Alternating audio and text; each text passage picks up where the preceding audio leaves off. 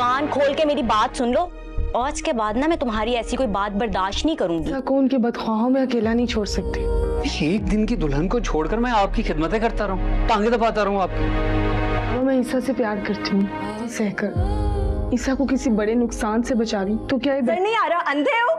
अरे कहा ना सॉरी। हमारी निग्गो नहीं जिसे मुंह भर भर के गालियां देती थी। सबाहत ये फैसला कर लेगी कि वो वापस अपने घर जाएगी।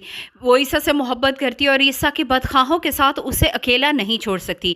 उसका बाप उसे मना करेगा कि इस कंडीशन में वो फिर जाएगी, स्ट्रेस लेगी और खुदा न खास्ता उसके होने वाले बच्चे को कुछ हो गया तो। लेकिन सबाहत चाहती है कि वो ईसा को अकेला नहीं छोड़ सकती। जिस तरह से रिफत उसे दोनों हाथों से लूट रही है और सब मिलकर ईसा के खिलाफ हो चुके हैं, वो इस जंग में ईसा का साथ देने चाहती है। भले ईसा को ना मालूम हो, लेकिन वो ईसा को इन सब से बचाना चाहती है।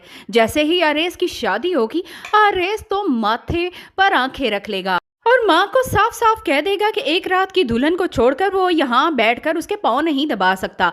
वो कोई ईसा थोड़ी है।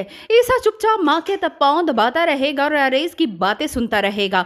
उसने तो पहली ही रात सबाहत को छोड़कर अपनी माँ की खिदमत गुजारी की थी, लेकिन यहाँ पर आरेस के साथ साथ निग्गो भी बड़ी ही चालाक और शातिर निकलेगी। अपनी माँ को आंखें दिखाएगी कि मुझसे तमीज़ से बात क्या करो, मैं तुम्हारी बेटी नहीं बल्कि आरेस की बीवी हूँ और इस घर की मालिक हूँ। पहले की तरह तुम मुझे मुंह भर भर कर बद्दुआएं नहीं दे सकती और ना ही इस तरह से मुझे डांट सकती हो।